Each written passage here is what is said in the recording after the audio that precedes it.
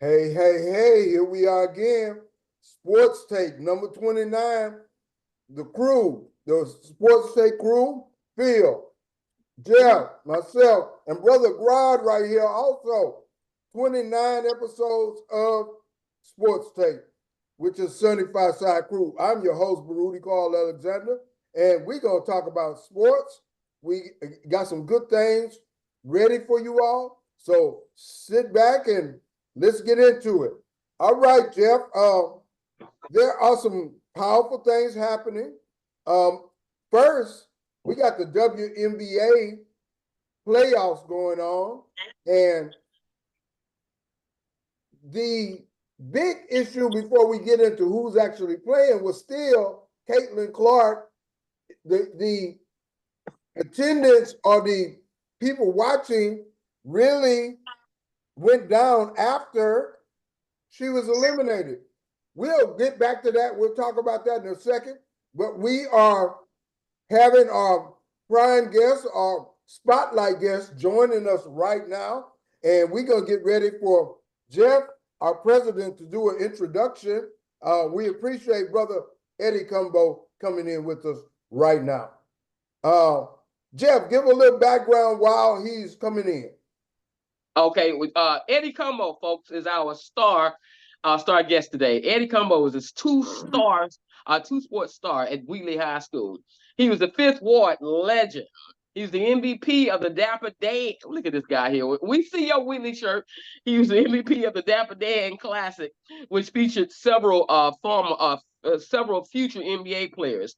One famous analyst said about Eddie Cumbo, Eddie Cumbo was as good a quarterback as he was a point guard. When you talk about the top basketball players to come out of the Houston area, you have to mention Eddie Cumbo. Cumbo was the best quarterback in the 86 class over Jack Hicks's Charles Price. Now, I don't know about that, but okay, that's what he said. All right, who won the state title. Eddie was the first quarterback to throw for over 2,000 yards in the city. He was highly recruited in football as well as in hoops. In football, he was recruited by Oklahoma and Syracuse, but Eddie chose hoops, and he went on to University of Houston. So introducing Eddie Cumbo out of Wheatley. Is he there? Eddie, are you there? Hey man, how y'all doing? Oh, we doing great, Eddie. We're doing great. We don't see you. Can you hit the video button? Tap it again. Okay, because they want to see you there. Okay, hold on. You're trying to come in. Well, it came in for a moment. Turn off reaction. Hold on. There you go. You got me? We got Phil Ward in the house, guys. What's up, Phil man? Phil Ward in the house. There he is. All right, so we got Eddie and we have Grod, Gilbert Rodriguez. Of course, Gilbert Rodriguez went on to Prairie View A&M University after he left Wheatley. And then, of course, you got your boy Eddie. Look at Eddie with his cigar. Well, Eddie, I'm just going to ask you a few questions. I just gave you an introduction. I don't know if you heard the introduction. Yes, I did. Thank you. I appreciate that.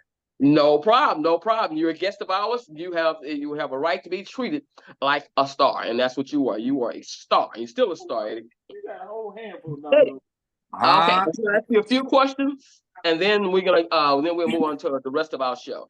Okay, Eddie, can you tell me give me your best Jackie Carr? Now, Jackie Carr was a famous basketball coach here in the Houston area. So a lot of people know Jackie Carr, but we do have some people who are going to watch the show tonight who may not have ever heard of Jackie Carr. So with that being said, if you can think of one, what's your best Jackie Carr story? My best Jackie Carr. Well, I got a few of them, but man, we out of town. We out of town playing, and we at the hotel. We all on the van. Everybody wondering where Mr. Carr at, right? Okay. So Mr. Carr called the hotel and tell the front desk, hey, tell them to take my boys to the arena. I'm over here playing checkers. I'll meet them over there. hey, so he playing checkers. That's more important than the game. So you know he was back then. He was top 5 in the country, right? True story. So here's story. We get on the bus. Mr. Carter never rode on the bus, but we get on the bus to go to the stadium, go to Barnett. Mr. Carter stick his head on the bus, stand up on the stairs, you know, walking on the bus. This is what he say. Is Kim here? Kim say, yeah. He said, all right, we can leave. Now, a lot of people think Kim was a hell of a basketball player. Kim was a trainer. Oh my goodness. So Kim was a trainer. The trainer's there. Yeah, so I say, Mr. Carr, why you ain't asked us no players here? He say, shit. They know what time to be there. If they ain't there, that's on them. Along my trainer here, I'm ready to ride. I have a question. In the history of Wheatley, who would you say are the top 5? I mean, I can name from the history of Wheatley, Gilbert McGruder, Nolan Greenlee, of course, Gilbert Thomas, Eddie Owens. What would you say of the top 5, brother Cumbo? You gon' they had Jackie, top 5 guys he ever coached. Dwight Jones. Okay. Spider-Man. Okay. Eddie Owens. Okay. Alvin Brooks. Okay. And Eddie Cumbo. Eddie Cumbo.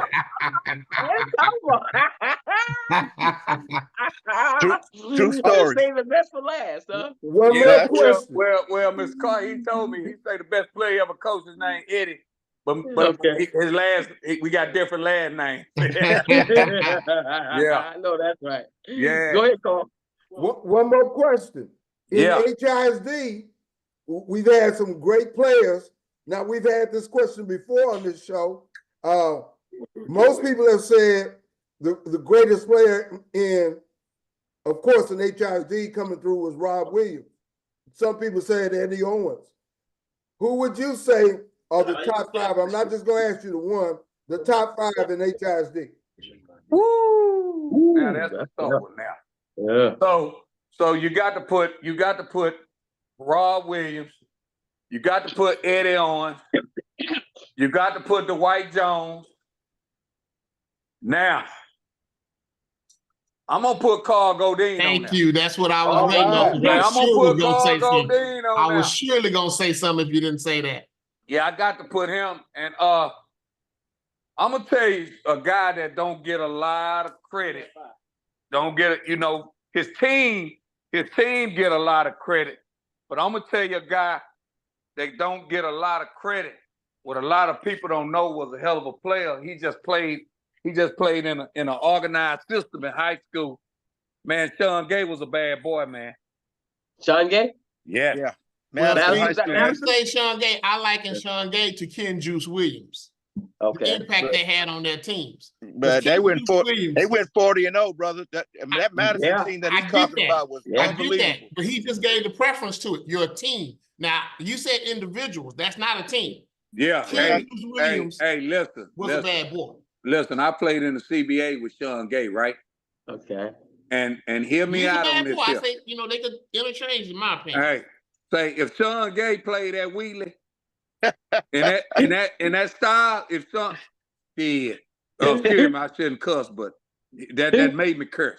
Hey man. He's a little bit ahead of y'all time too, though. So no. He graduated a year before me. Remember, they went to state, then we went the next year. No, that's Sean Gay. I said Ken Juice Williams. He came out of the building. He was nice. Hey, don't get me wrong. He was nice. But listen, when Sean was in the 12th grade, I'm gonna say this here. If you put Sean on Yates' team when he was in the 12th grade, they go to state. You put Sean on Wheatley team, we go to state. You put Sean on Cashmere team, no question, they go to state. Yeah, you know what I mean? Madison had some good players. They got a nice program. He certainly had a great career at Texas Tech. Yeah. And he showed out there. Absolutely. He's in the Hall of Fame at Texas Tech. Yes, sir. Yeah, man. Hey, man.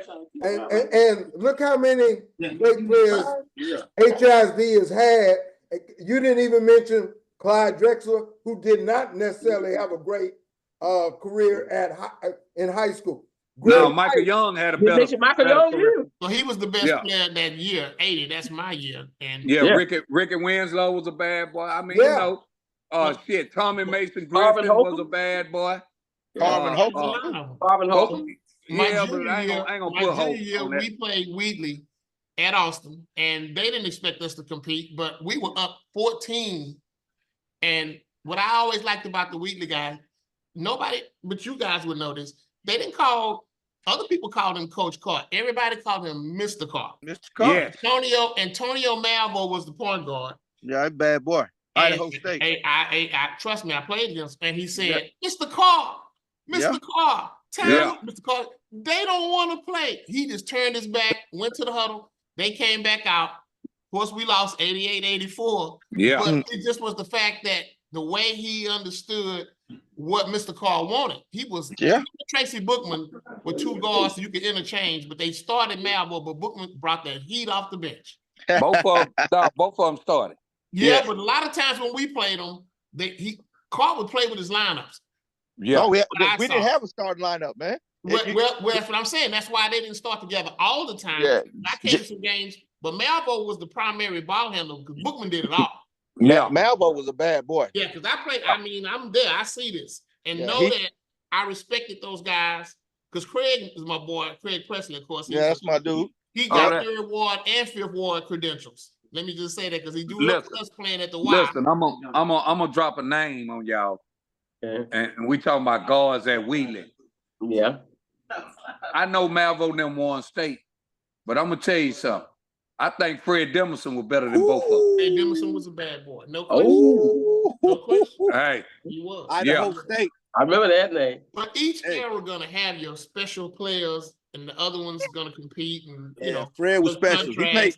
Yeah, he was. He played with me, and I can tell you why I went to college, because if you threw him the ball, it was going up and he's gonna make it. Yeah. And he had everything. He was 6'1", 200. He could handle it. He could do anything you wanted him to do. There was no stopping him. High IQ for the game. Yeah. He gave JY, that 83 JY, about 37 at the house. Oh, he did? Yeah. Oh, for sure. Well, I'm gonna say this. A lot of those guys out of Mac Reynolds, they can go. No, man. E.O. Smith, E.O. Smith, man. Don't do that, man. Don't do that, E.O. Smith, man. Don't do that. Well, let me ask you a question. Why did so many E.O. Smith understood? That's his story. But why did so many guys from Mac Reynolds make Wheatley team if they wasn't playing? Yeah. No. I'm not saying. We were some dogs too. Y'all think about this. E.O. Smith was monsters. But y'all think about what y'all think about back then. I played against both schools at Miller. We played E.O. Smith. At Johnson, we played Mac Reynolds.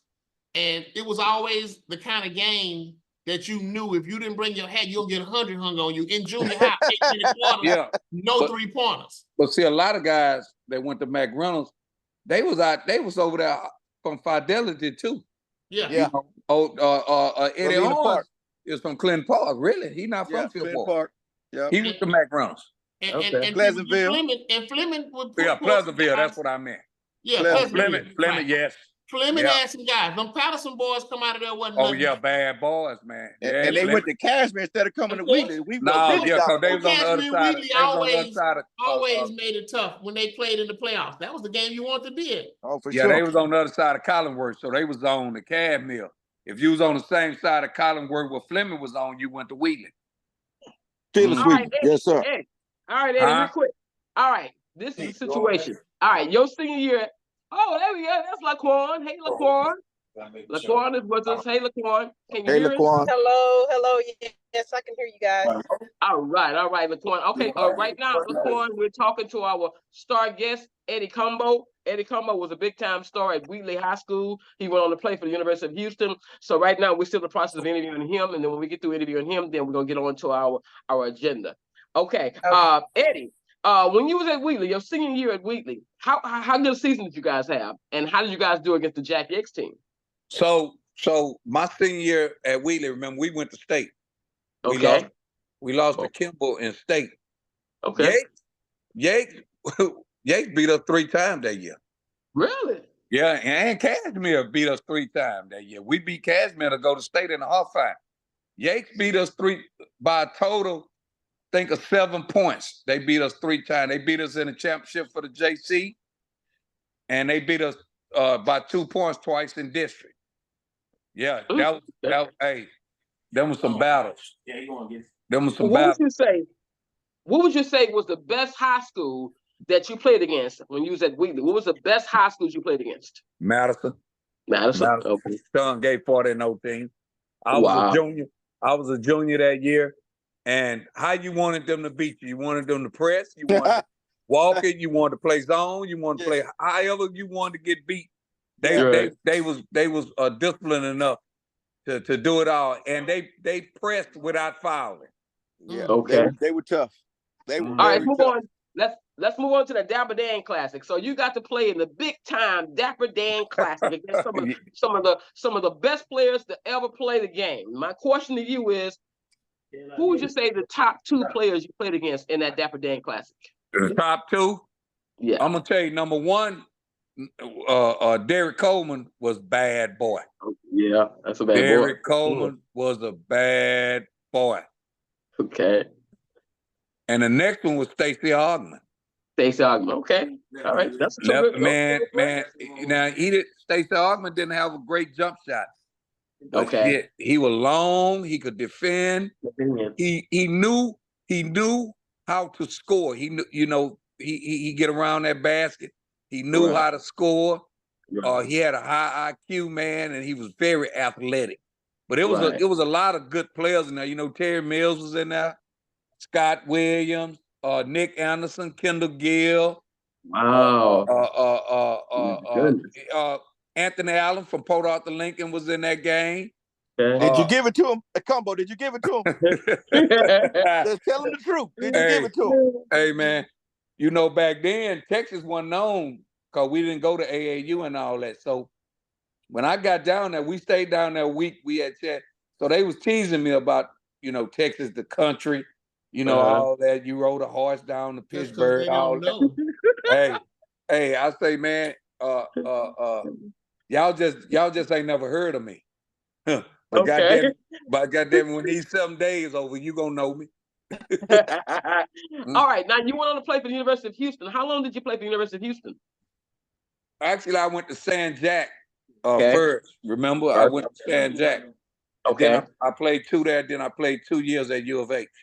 Okay. All right. Yeah. At University of Houston, what would you say your best season was? Would you say that was your last season, your senior year? Yeah. Actually, I remember I had the knee surgery, tore my knee up and everything. So back then with when you had a knee surgery, it took me 18 months to come back. You know what I mean? And so without my ability to move and my ability to jump and all that, I would never 100% there. Gotcha. Yeah. Who would you say was your best player you played against when you was at University of Houston? Dennis Scott. Ooh, Dennis Scott. Okay. Georgia Tech. Okay. Yeah, he hit us for 39. He had 11 3-pointers though. Wow. 11, but that's what shit, he did. That's what he shot. Blank. They had Blanks, Mays, and Joey Wright. Then we played against them Arkansas team when they had Oliver Miller and Mayberry and Todd Day and Lindsey Howell and all them. Yeah. Okay. Yeah. So we I got a chance to play against some great talent. Okay. I understand that right now you have a foundation. Is that correct? And you want to talk to us about the foundation? Yeah. It's Eddie and Pamela Cumbo Foundation, and what we try to do is I don't like to say inner city kids because we in the business of helping everybody through sports. We try to help kids go to college, and obviously it starts with the grades. We run camps. We take them to camps, try to get them seen, try to get them scholarships and everything like that. And then we do back to school drives. For Christmas we have drives. We go feed the homeless downtown Just trying to give back, because when I was young, somebody helped me and my grandmother. Right. Outstanding. Sounds good. Okay, Eddie. Carl. Yes, we can sir. go ahead and move on with the agenda now. We can go ahead and go back to the WNBA. We were talking about the WNBA and why is it that the attendance and the viewership went down. When we talked about this before, the viewership went down since Caitlin Clark was eliminated. Let's touch on that, and then we could talk about the New York Liberty and the Minnesota Lynx. Who is going to win? Who is the best team? Let's throw that out there. Mr. Laquan, what do you think? Why did that viewership go down? Ms. Laquan? I guess she doesn't hear us. Jeff, what do you think? There she is. Yeah, something keep popping up on my thing. I don't know what it is. Okay. Yeah. Just basically, I mean, you look at the viewership. Let's be honest. It's a white thing versus a black thing. Let's just call a spade a spade. What has Caitlin won? Has she won any championship? No, not at neither level. Okay. So the thing is, it's more of a Reese versus Caitlin. But if you look at the numbers, basically where the WNBA is, the finals has broken the record. The WNBA finals broken the record from what it was in the past. So you have to look at these players that are currently playing. Yes, they don't want the league to have that black star anymore. They've been looking for a great white hope for a long time. Every time they think they got one, another black athlete comes in and takes over the game. And you think about it, when the league first ever started, they pushed Rebecca Lobo. It was all supposed to be Rebecca Lobo, but Cheryl Swoops came out of nowhere and took over the league. I mean, and Cynthia Cooper. Yeah, but you got to give Cheryl the credit because it was more of they wasn't expecting Cheryl to do what she did. So it was more of Cynthia was much older, but it was more of you got Rebecca Lobo and you got Swoops coming out. Let's push Lobo. Let's push Lobo. But Cheryl won the national championship her senior year. And that was one of the best finals ever. And then Cheryl Swoops came over, and then you started looking at it. Okay, now it's the whole Houston Comets. Cheryl Swoops, Cynthia Cooper, Tina Thompson, Rebecca Lobo is nowhere to be found. She was a Christian legend. So let's call a spade a spade. And then when they got a little older, it was more of who's the next great white hope? They wanted Jackie Styles. Guess who came over and took Jackie Styles? Shamiqua Holflaw. Shamiqua Holflaw. So it's just like now, the great white hope was Jackie Styles. That's who they were pushing, but Shamiqua Holflaw dominated the league. They blackballed Shamiqua Holflaw. Let's call a spade a spade. They blackballed Shamiqua Holflaw. Then it was like, we got Sue Bird coming in. Sue Bird's going to be the hype. But then, a few 1 or 2 years later, Candace Parker show up. Now it's Candace Parker's league. So, and then, so now Candace has been dominated. So towards the end of Candace, we're gonna give it to Diana and Candace, but Candace still took over. So we're gonna get it Diana Taurasi. She's half foreign, half so that's a whole different thing. So now it's like, now who can we give it to? Reese coming in with all the hype. But we don't want to give it to Reese. So who's the next? So our agenda is we're not going to give Reese any time as far as media time. Let's give it all to Caitlin. That's the next great white hope. And then, so now they're afraid of, how many years Juju got? So their thing is, Juju's coming soon. So let us give all we can give to Caitlin just in case Juju knocked that down. Let me interject real quick. I'm gonna take it all the way back to 1979 when they had two players that came into the league by the name of Larry Bird and Magic Johnson. So those two players generated a lot of interest, and the NBA went from barely getting looked at on TV, if you guys can remember.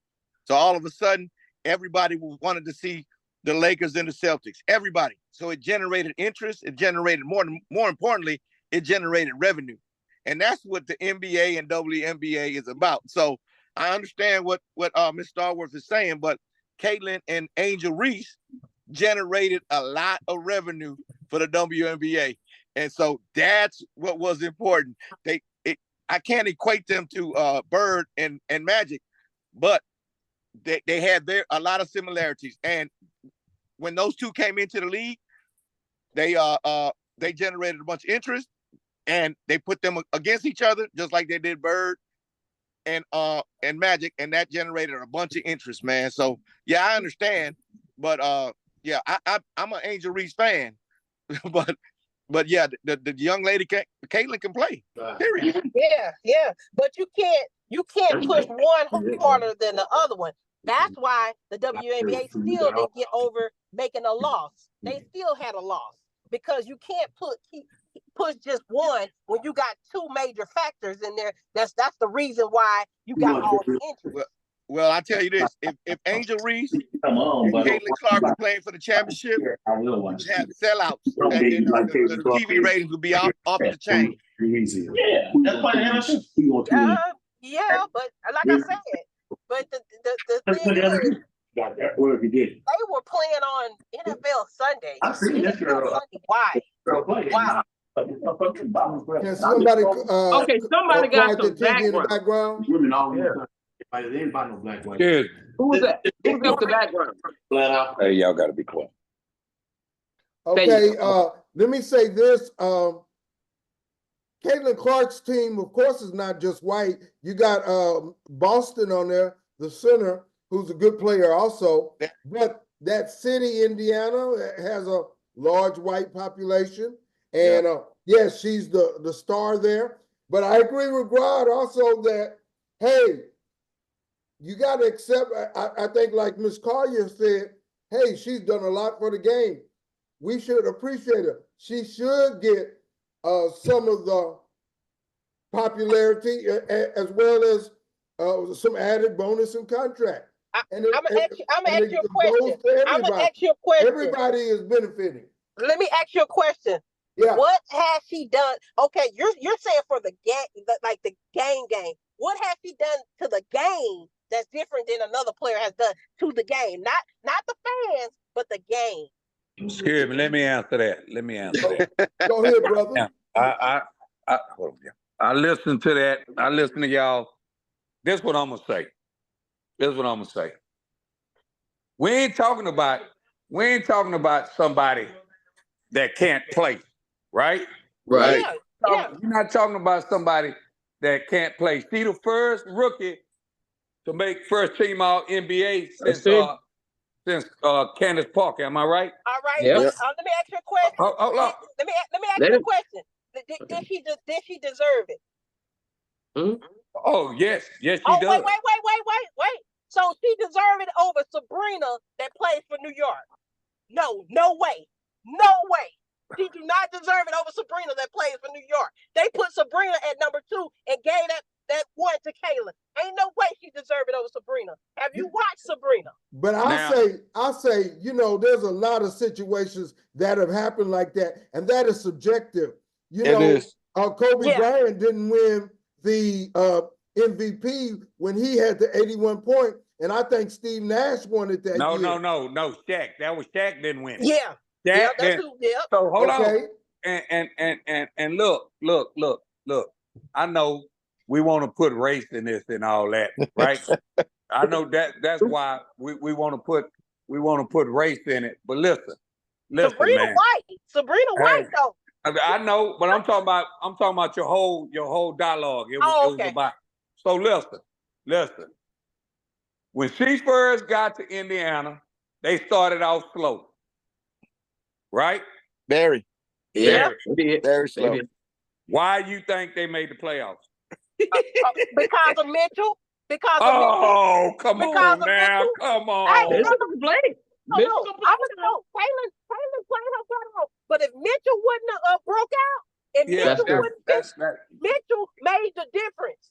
Mitchell made the difference. One Mitchell there. Is Mitchell a rookie? Both of you are right. No, she a rookie. She a rookie.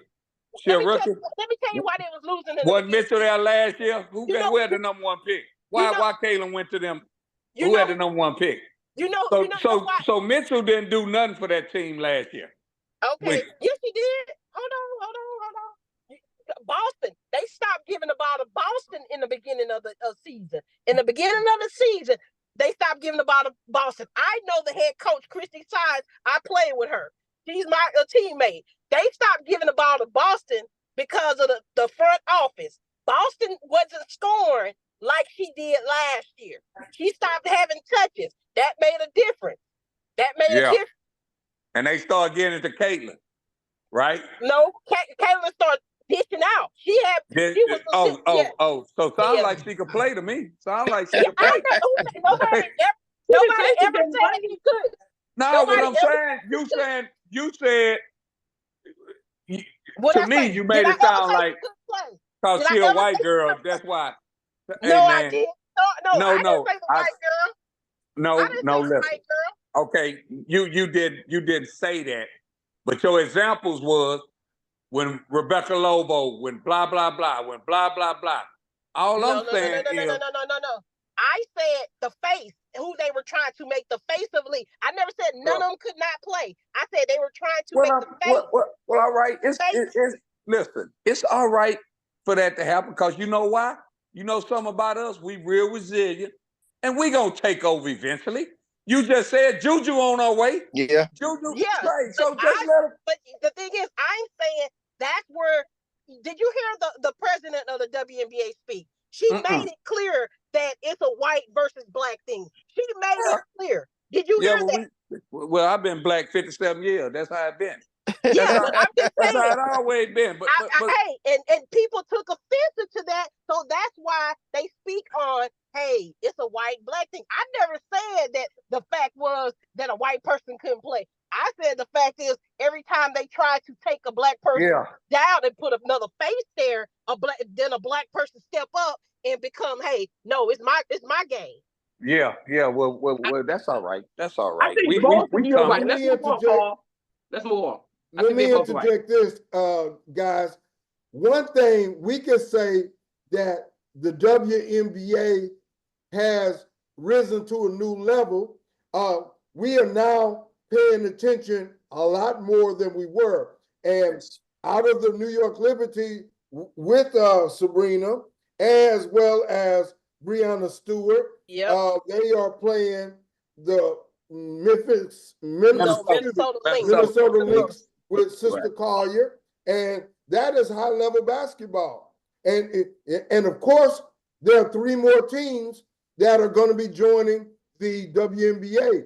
And we hope that Tillman Fertitta can get his bid in here in Houston for sure and bring the Comets back. For sure. It's on the way up. That's going to be staggered. That's going to be staggered. Only one team coming in next year, which is Golden State.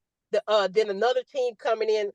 So each other year or a year. So only one team coming in this year. One team next year, 2 teams the following year. Yeah. Toronto and Portland in 2026. 2025 is going to be Golden State Valkyries. And we hope that Tillman Fertitta can get his bid in, maybe get in 2026. It's still possible, I think. It should not be the Comets. The name should not be the Comets. Why not? It shouldn't? Why? Nope.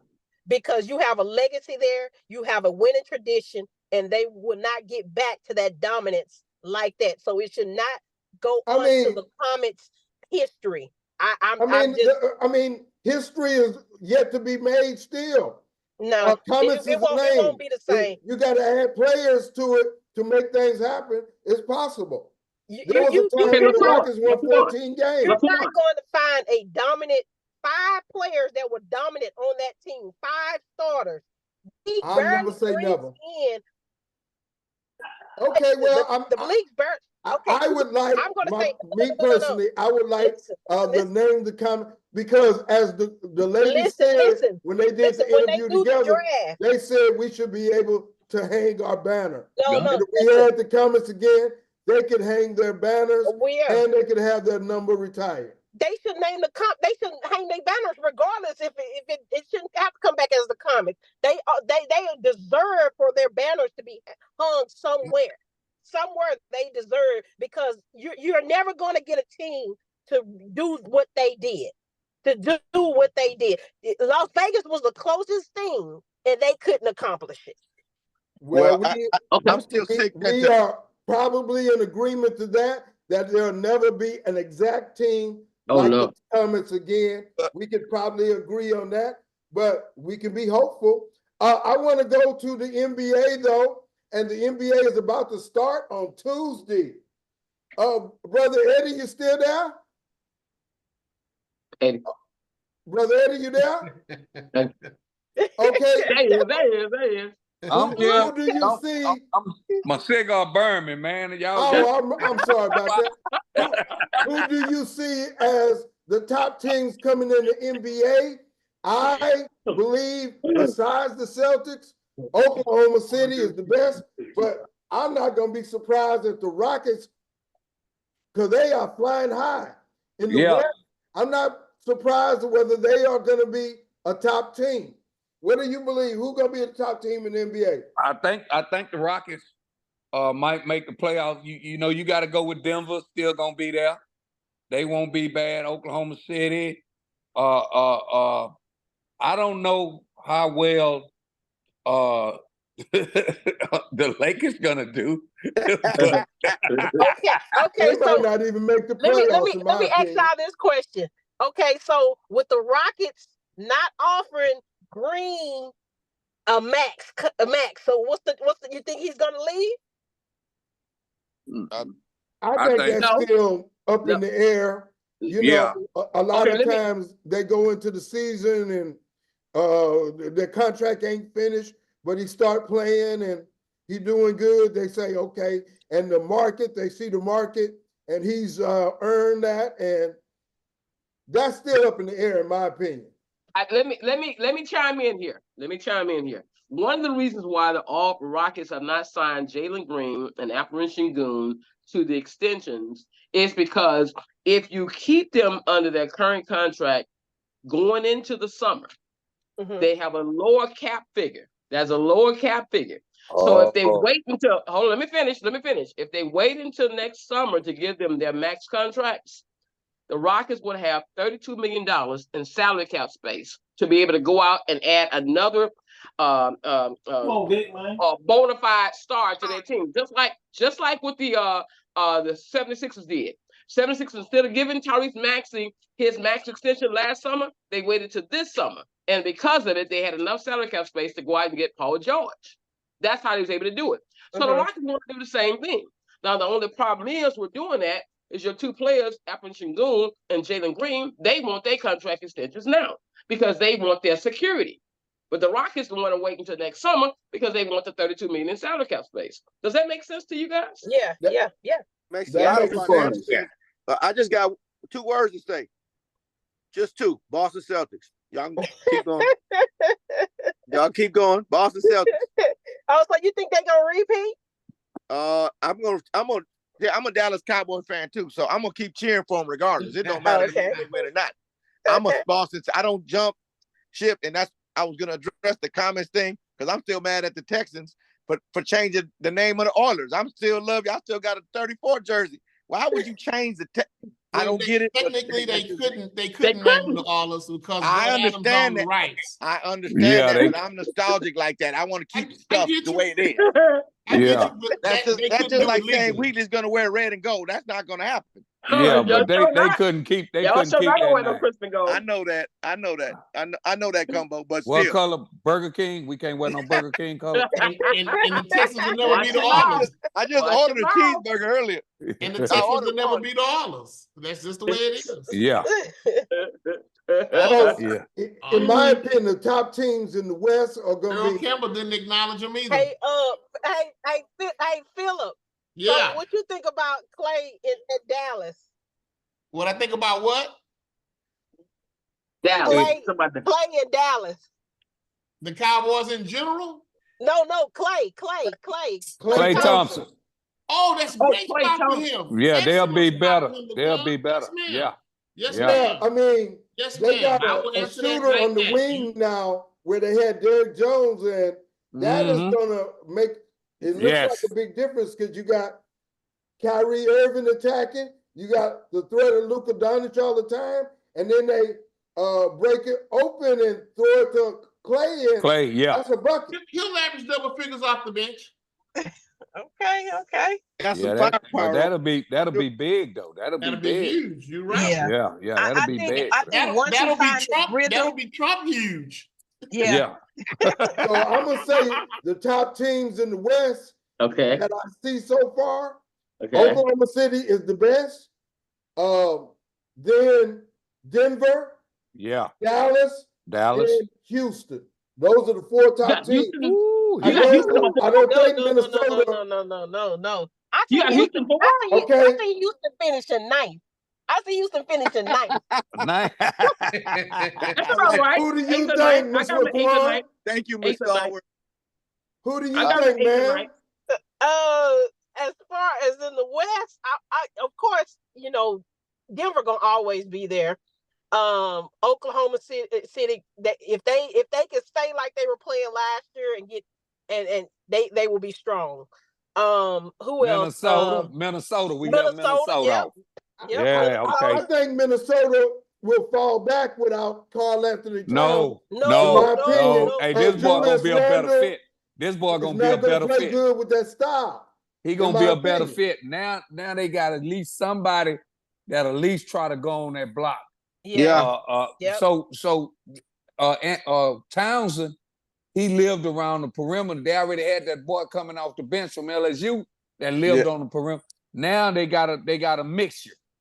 The boy from New York, he do shoot some threes, but he will go down there and bang. And one thing he put that ball on the floor and go to the hole. But that's why they brought DiVincenzo in there. So I understand he an all-star. DiVincenzo, I just got to see it. You got a group of players trying to mesh together, and it doesn't always work. Sometimes it does, though. We'll see. Yeah, I don't think him in the top 4 though. Well, they brought that new boy over there from Milwaukee to the Boston Celtics. They won a championship. What's the guard? Who was Olympic? Holiday. Yeah, they brought him and they met. Holiday is such a tough player, though. Yeah, he's a difference maker. Yeah, Randall, listen. You ain't gonna get no scoring out of the boy win defense, the big center win defense player of the year, unless it's a lob. You can't throw the ball down to him. So they didn't have no inside presence at all in Minnesota. That's true. Now we're bringing Randall in there, so with Randall driving, able to put it on the floor. Now you just don't have to worry about the perimeter shooting all the time. Yep, you had bigs that want to play guards and sit around the arc and shoot threes. Yeah, I think Minnesota can be better this year. Yeah, I don't know. I'm not sold on it yet, but there are so many different new people on different teams. Yeah, Harrison Barnes and Chris Paul with San Antonio. With Wembanyama. I think Wembanyama is going to show he's of course. He the real deal. He the real deal. But he's going to be good right now. For sure. And Stephon Castle. Yeah. He's going to help him a lot this year too. Yeah. Stephon Castle. Yeah. But you know why Chris Paul is going to help him? Because now the guard they had last year was selfish. He didn't want him to get the shine. Chris Paul is going to feed him. He's going to be able to have more touches this year. Buffet style. Yeah. He's going to feed him buffet style. All you can eat. Here you go. Yep. Look, that's what I would do. That's what I would do. I have a 7'12" on my team. He's 7'12". He ain't 7'4". He's 7'12". and can fill it up like man, please. Don't get fed. No, that's right. 8 foot tall. Yeah. Put some weight on, and he can run the floor. Everything. Yeah, he's still young. I think he's gonna be at that level this year, and sure. At a level people have not seen before. He's gonna be a better version of Ralph Sampson. Yeah, he all-star. Oh, man, don't put Ralph in that, please. Don't do that. Man, Ralph was just born too early. Hold on, man. Ralph was just born too early. So get what? I ain't heard now one of y'all say women y'all need to get on that block. Everybody, see? And he's 7'12". So Ralph was just born too early. No, he don't. Hey, man, that man's skill level. Won't argue with you. Hey, goddamn it. He shoot a three like he in a layup. He's tough. I can't take nothing from him. He's tough. Yeah. Jeff, Mr. All right, President. update, guys. Update on the WNBA Championship Series. Right now, the New York Liberty and the Minnesota Lynx in Game 4 are tied with 1 minute left in the second quarter, tied at 43. Go ahead, Carl. Okay. Jeff, give us your version of what the best Rocket outlook, whether they need to make a trade.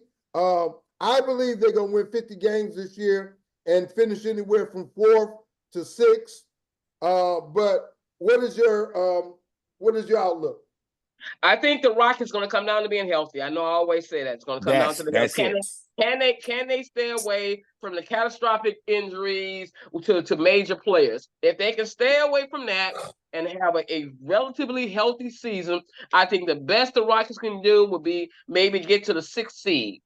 That's the best. I think that is the best that they can do.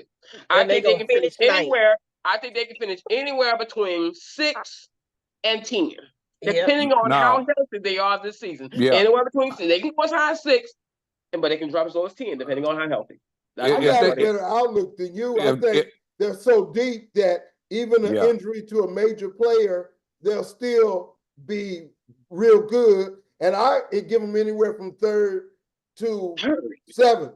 So I got a better outlook than you do. You know who the whole key to this thing? You know who the whole key?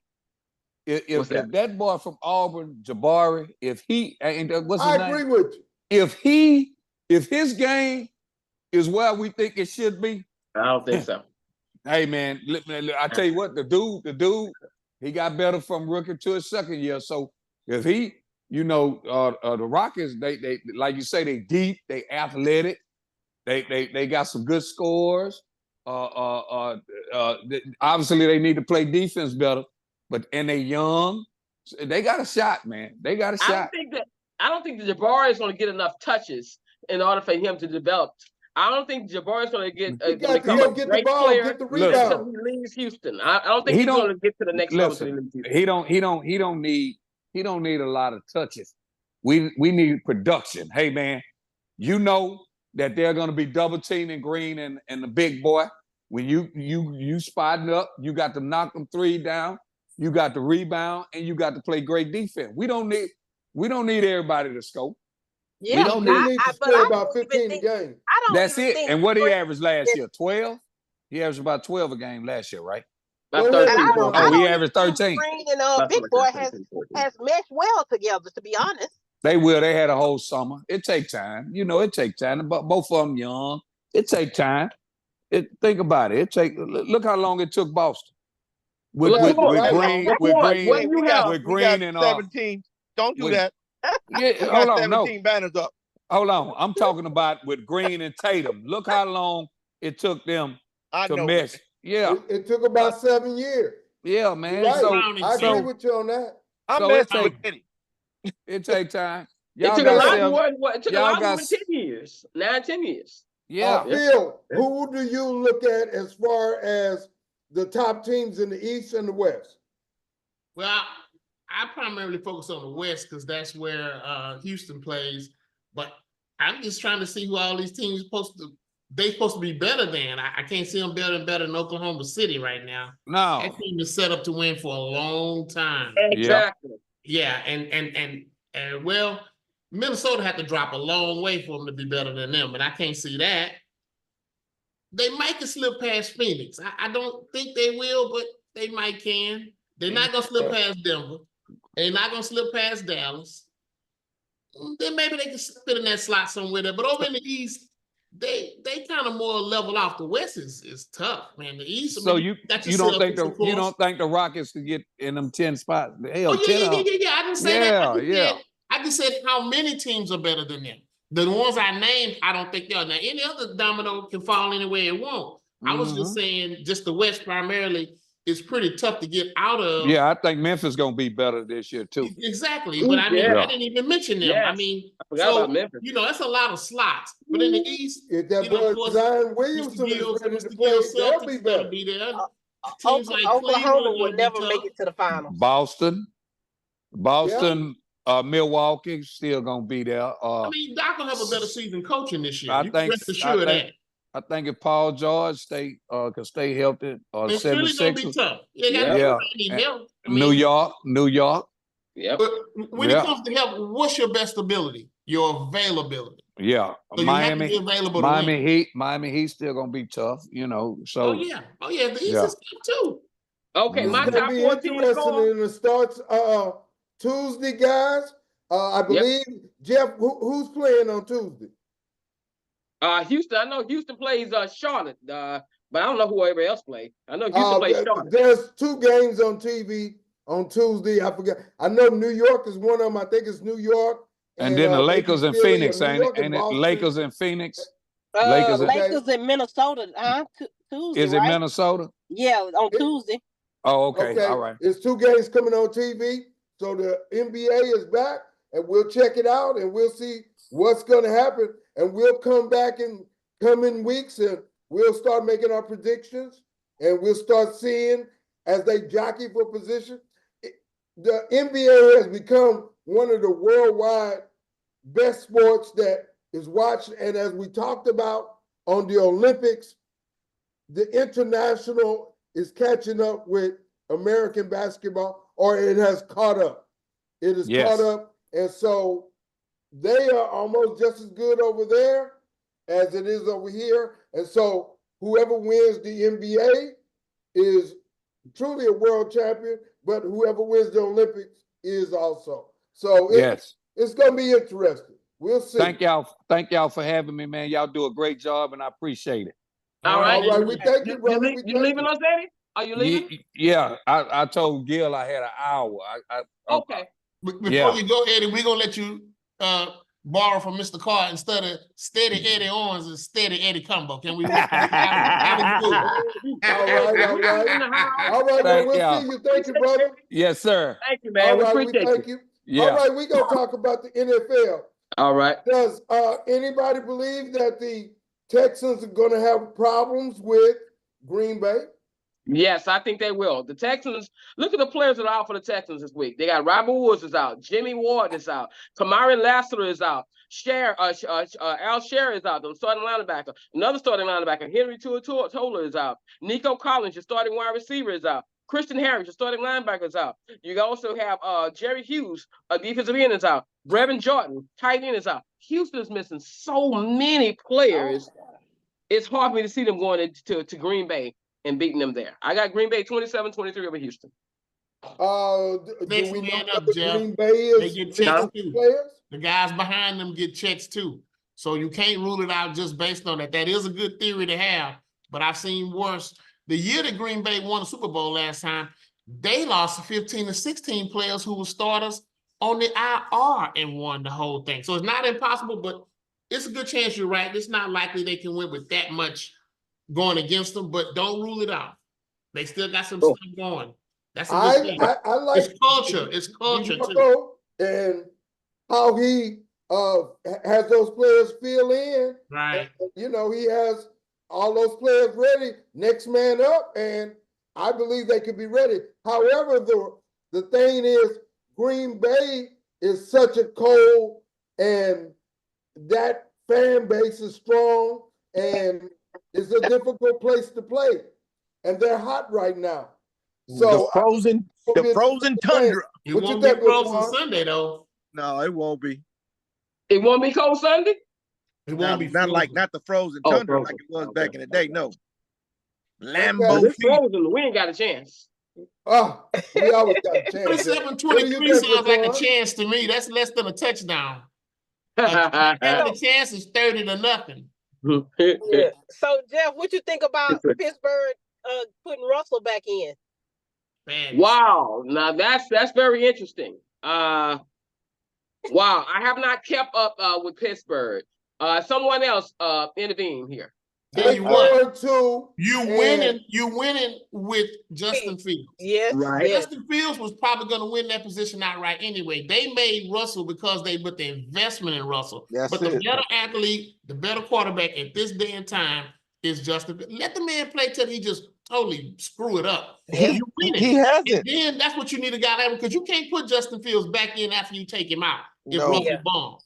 I don't understand. Mess up his rhythm. I don't understand that move at all. 4-2, and you should leave because football is a long season and there are injuries. And to have a backup like Russell Wilson, that is that's a top backup. And let you keep winning with Justin Fields, and then you put Russell Wilson in when you need him. Well, you know what? Actually, what's up with that? Actually, they quarterback, all three of their quarterbacks are, nice. Because the thing is, when Fields went out last week with an injury for a little bit, the little white boy came in. Yeah, diming it. He came in diming it. And then that started a rhythm for the whole team. And then when Fields came back out, Fields just finished it up. That's true. Hey, gentlemen, I got to get off, but let me say this. I want to say one thing before we leave, and I want to make sure it's captured on the video. Everybody who tunes in, go vote. That's my message for tonight. Go vote, man. Yes, sir. I got to get off. Go vote. Right. I already voted. I voted in Memphis, Tennessee earlier this week. I voted. Well, we vote Monday, early voting in Texas. Get out there. I got to get off. Y'all be good. Thank you for having me. When you eat your cereal Monday morning, I'll be voting. All right, brother. Great one. Thank you. Appreciate you, Gil. All right, brother. All right. We out of the house. Since we right in the middle of football season, let's go ahead and pick our top 6 teams that's going to make the playoffs in the 7. It's NFC? 7. They take 7. They take 7. 6. In the NFL, I thought they took 7. They it's 7 teams. Playoffs? Yeah, 7 teams per conference. I thought it's 6. 7. Go ahead with your point. Because you got the 4 division winners and then you got 2 wild cards. You got 3 wild cards. Okay. All right. Well, let's go with 7. All right. You ready? Who is going to make it in the AFC? I go with the Bills. We believe the Texans are going to make it. Who else is going to make it? I go with the Bills, the Ravens, the Steelers, the Chiefs. I think the Chargers, the Broncos, and then of course Houston. Those are your 7 teams in the AFC. Yeah, I agree with that too. In the NFC, I think Indiana is going to make it instead of the Broncos. Okay. I think that now in the NFC, I like what the Commanders are doing, and I think they are going to win that division. I don't see Dallas. Grod's not on here no more, but they, in my opinion, and I'm sorry, Phil. I know you're a Dallas fan. I'm sorry, man. I just see I'm being quiet. I ain't got nothing to say. Yeah, I mean, they got beat up by New Orleans. They got beat up by Detroit and Dallas. I mean, I can't see. And Baltimore beat them up too until the last quarter. Yeah, they did. Yeah. They got beat up. They're not a physical team, man. You can't play the NFL with no be physical. But the Vikings are playing good too. They are. I think Mike McCarthy is. But just look at that division. Look at that division. Green Bay, Minnesota, and Detroit. Minnesota's undefeated. Yeah. And Chicago is in the mix. That's the best. And Chicago is coming around, but I'm not worried about them right now. They're a year or 2 away. That's the best division in football. That's the best division in football. Yeah, you're right on that. Detroit 4-1, Packers 4-2, Bears 4-2. The best division in football. Right now, that's true, but you know that can change. It could change. It could change. The NFL is exciting, and are there any surprises that? I know you mentioned Cincinnati was a surprise to you. I think you mentioned that, Phil. And about them not playing as well. I mean, they lost some close games they could have won. I mean, they got the tools, they got the people. Now their defense is a little suspect. They gave away the Baltimore game a couple of weeks ago. They gave that to Baltimore. I mean, not that Jackson didn't shine. He was balling. But when you get the ball in overtime and you right there at the field goal and you don't advance it far enough to get a field goal and he missed it, come on. What's going on with the Eagles, though? What's going on with the Eagles? They struggle, but they gonna be 3-2. Got a lot of talent. They got a coaching problem. They only half the game out of first place. The biggest disappointment, in my opinion, is the Saints. The Saints was 2-0 and had I scored their opponents like 86 to something. They was averaging like 43 points a game after the first 2 games, and they were lost like 4 straight. So that's the team. Is hurt 5 straight. Yeah, that's the team that's been the biggest disappointment. But if you watch the Saints play, they start out like they hype rumbling, and then as soon as the second quarter hit, it's like, what happened to all that? What happened to when y'all just can't? They just go downhill like. Laquan, they can't play Dallas every week. You're wrong for that. You're wrong for that now. I'm wrong, but I'm a fan. I can say that. All right. The NFC, my teams, the NFC is gonna make the playoffs. I got Washington, the Vikings, Detroit, the Packers, the Bears, Atlanta Falcons, and the 49ers. Those are my 7 teams in the NFC. So you got hold on. Okay. I repeat them. You want me to repeat them? Yeah. I got the Washington Commanders. I have Atlanta Falcons. I have the 49ers. And then I have everybody in the North, which is the Vikings, Detroit, Packers, and Bears. So you saying Washington going to win the NFC East? I'm saying. Yeah. I'm saying. I'm saying. You don't think the Patriots going to make it? The who? The who? I mean, Tampa Bay. Oh, there you go. That's better. They're going to win the division. Because Tampa Bay been playing good. Tampa Bay going to shock them Monday night, Laquan. You'll be right. Watch when they beat the Ravens. Yeah, they've been playing good. Santa Cruz. I agree. I have them as my 8th team, but only 7 teams make the playoffs. I mean, it's just unfortunate. Well, somebody ain't going to make it off your list because Tampa Bay going to make it. All right, you say so. All right, Carl, let's get to the college football. This is our last topic, college football. All right, your top 10. Your top 10 is Alabama. Right now, Alabama's no, is that right? That's not right. No, go ahead. Go ahead. You way off. Yeah, that's the wrong paper. Yeah, you're way off. Go ahead. I am. Go ahead. You got to look down to Austin for the #1 team in the country, buddy. Oh yeah, UT is with. Hey, why they been on Manning? Because old boy came back. Manning was playing his butt off.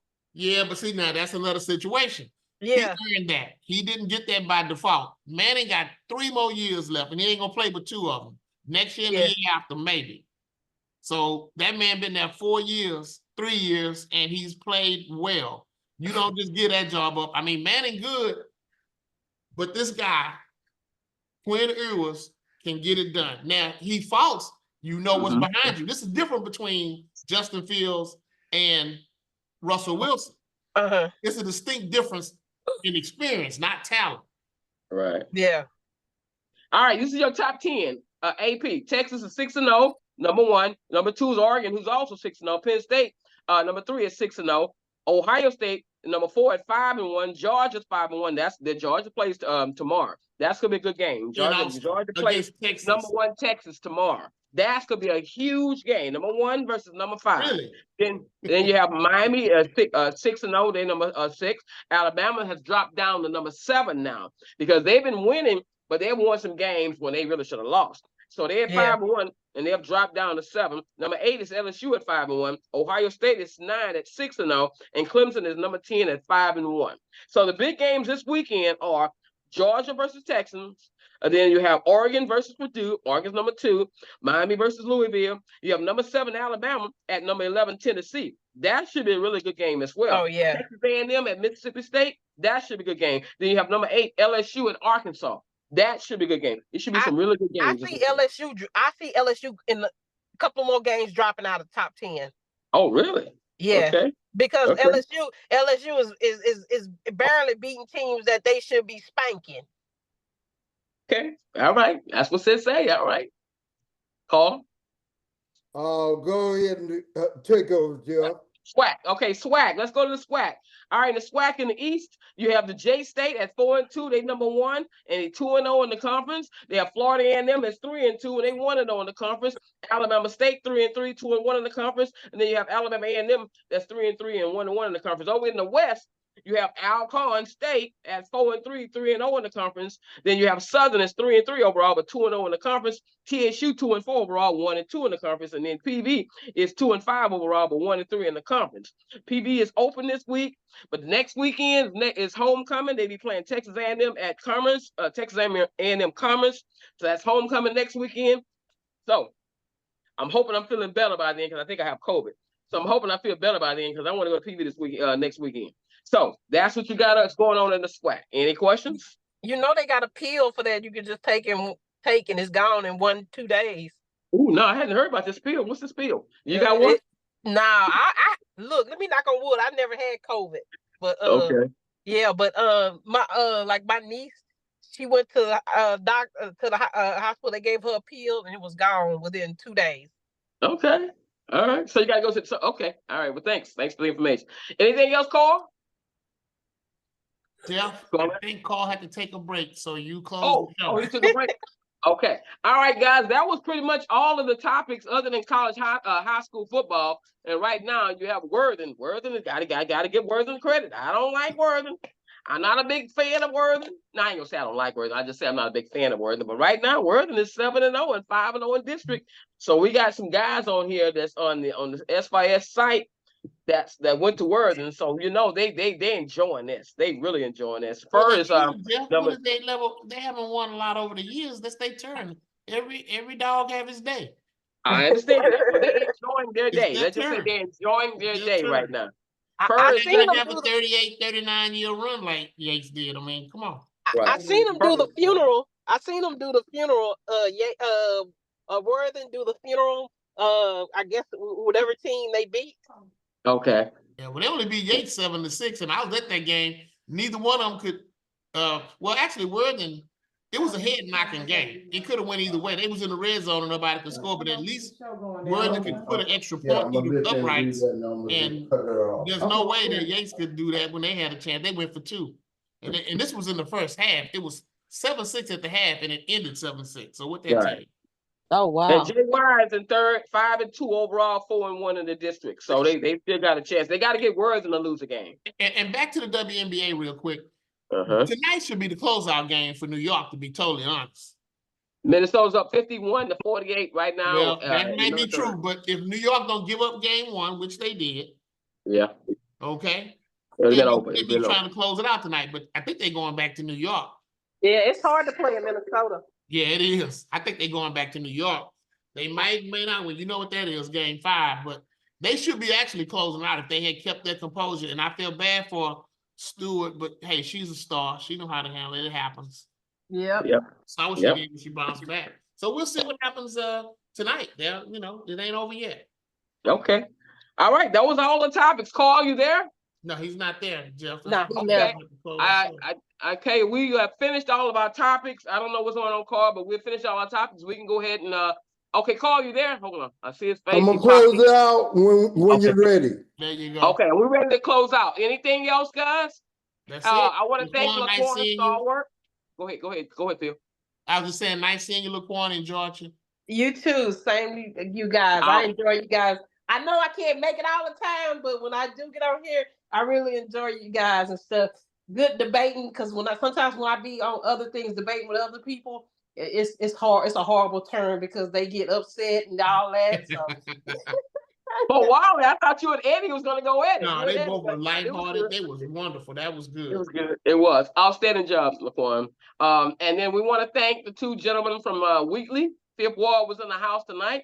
You had Gil Rodriguez, they call him G-Rod, and then we had Eddie Cumbo, big time star in Fifth Ward, and went on to play at the University of Houston. So we want to thank those 2 gentlemen. And at this time, the show has come to a close, and we want to thank everyone. And hopefully you'll join us in 2 weeks for our next show. Carl.